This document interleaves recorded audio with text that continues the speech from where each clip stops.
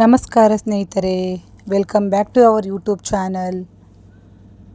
ನಾನಿವತ್ತು ನಮ್ಮ ಉಡುಪಿ ಹಾಗೂ ಕುಂದಾಪುರ ಕಡೆ ಮಾಡುವಂತಹ ತಿಳಿ ಸಾರು ಅಥವಾ ರಸಮ್ ಅಂತ ಹೇಳ್ಬೋದು, ಇದನ್ನು ಮಾಡ್ತಾಯಿದ್ದೀನಿ. ಇದನ್ನು ಹೇಗೆ ಮಾಡೋದು ಅಂತ ನೋಡೋಣ ಬನ್ನಿ. ಒಂದು ಪಾತ್ರೆ ಇಟ್ಟು ಇದಕ್ಕೆ ಒಂದು 3 ಚಮಚ ಆಗೋಷ್ಟು ಎಣ್ಣೆ ಹಾಕೋಬೇಕು. ಹಾಗೆ 2 ಚಮಚ ಸಾಸಿವೆ,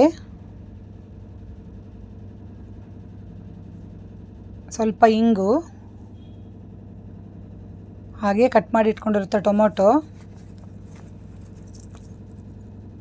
ಹಾಕಿ ಮಿಕ್ಸ್ ಮಾಡ್ಕೋಬೇಕು. ಸ್ವಲ್ಪ ಕರಿಬೇವಿನ ಸೊಪ್ಪು, ಇದು ಯಾಕಂದರೆ ಒಗ್ಗರಣೆ ಟೊಮೊಟೊ ಹಾಕಿದ ಮೇಲೆ ಹಾಕಿದರೆ ಇದ್ರ ಫ್ಲೇವರ್ ಇನ್ನೂ ಚೆನ್ನಾಗಿರುತ್ತೆ ಅನ್ನೋಕ್ಕೋಸ್ಕರ ಹಾಕೋದು. ಇದನ್ನು ಹಾಕಿ ಚೆನ್ನಾಗಿ ಮಿಕ್ಸ್ ಮಾಡಿ ಸ್ವಲ್ಪ ಉಪ್ಪು ಹಾಕ್ಕೋಬೇಕು. ಹಾಗೆ ಹುಣಸೆ ಹಣ್ಣಿನ ರಸ ಸ್ವಲ್ಪ ಹಾಕ್ಕೊಂಡು ಈಗ ಒಂದು ಸ್ವಲ್ಪ ಉಪ್ಪು ಹಾಕಿ ಚೆನ್ನಾಗಿ ಮಿಕ್ಸ್ ಮಾಡಿಕೊಂಡು ನಂತರ ಮನೆಯಲ್ಲೇ ತಯಾರಿಸಿದಂತಹ ತಿಳಿಸಾರು ಪುಡಿನ ಒಂದು 2.5 ಚಮಚ ಹಾಕ್ಕೋಬೇಕು. ಹಾಗೆ ಸ್ವಲ್ಪ ಬೆಲ್ಲ, ಹಾಗೆ ರುಚಿಗೆ ತಕ್ಕಷ್ಟು ಉಪ್ಪು ಹಾಕಿ ಚೆನ್ನಾಗಿ ಮಿಕ್ಸ್ ಮಾಡ್ಕೋಬೇಕು. ಈಗ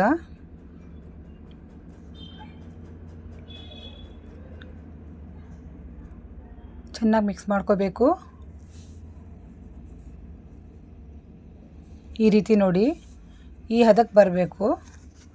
ನಂತರ ಕುಕ್ಕರಲ್ಲಿ ಬೇಳೆ, ಹಾಗೆ ಟೊಮೊಟೊ, ಸ್ವಲ್ಪ ಅರಿಶಿನ ಪುಡಿ, ಹಾಗೆ ಒಂದು ಸ್ವಲ್ಪ ಎಣ್ಣೆ, ಹಾಗೆ ಕೊತ್ತಂಬರಿ ಸೊಪ್ಪು ಹಾಕಿ ಬೇಯಿಸ್ಕೊಂಡಿರ್ತೀವಲ್ಲ ಅದನ್ನು ಈ ಮಿಶ್ರಣಕ್ಕೆ ಹಾಕಿ ಚೆನ್ನಾಗಿ ಮಿಕ್ಸ್ ಮಾಡಿಕೊಂಡು ಅದಕ್ಕೆ ಎಷ್ಟು ನೀರು ಬೇಕು ಅಷ್ಟು ಹದಕ್ಕೆ ನೀರು ಹಾಕೋಬೇಕು. ತಿಳಿ ಸಾರು ಅಂತಂದರೆ ಸ್ವಲ್ಪ ನೀರಾಗಿದ್ರೇ ಚೆನ್ನಾಗಿರುತ್ತೆ.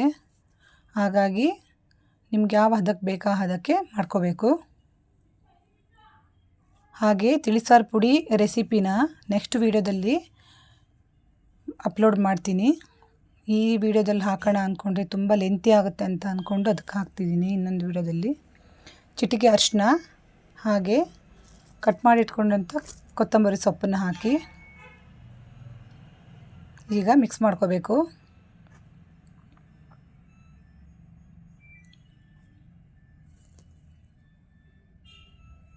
ಇದು ಚೆನ್ನಾಗಿ ಒಂದು ಕುದಿಯೋವರೆಗೂ ಕುದಿಸ್ಕೋಬೇಕು. ಈ ರೀತಿ ಚೆನ್ನಾಗಿ ಕುದಿಸ್ಕೊಂಡು ಮತ್ತೆ ಒಂದು ಸ್ವಲ್ಪ ತಿರುಗಿಸ್ಕೊಂಡ್ರೆ ನಂತರ ಮತ್ತೆ ಲೋ ಫ್ಲೇಮಲ್ಲಿಟ್ಟು ಒಂದು 2ರಿಂದ 3 ನಿಮಿಷ ಕುದಿಸ್ಕೊಂಡ್ರೆ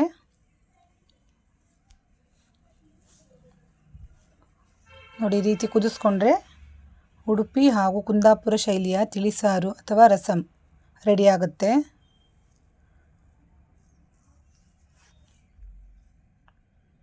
ಈ ರೆಸಿಪಿನ ಒಮ್ಮೆ ಟ್ರೈ ಮಾಡಿ, ಹಾಗೆ ಹೇಗೆ ಬಂದಿದೆ ಅಂತ ಹೇಳಿ ಸ್ನೇಹಿತರೆ. ಹಾಗೆ ಈ ವಿಡಿಯೋ ಇಷ್ಟ ಆದರೆ ನಮ್ಮ ಚಾನಲ್ನ ಸಬ್ಸ್ಕ್ರೈಬ್ ಮಾಡ್ಕೊಳ್ಳಿ, ಹಾಗೆ ಲೈಕ್ ಮಾಡಿ, ಹಾಗೆ ನಿಮ್ಮ ಸ್ನೇಹಿತರಿಗೆ ಶೇರ್ ಮಾಡಿ, ಹಾಗೆ ಹೇಗೆ ಬಂತು ಅಂತ ಹೇಳಿ ಒಂದು ಕಮೆಂಟ್ ಹಾಕಿ. Thank you.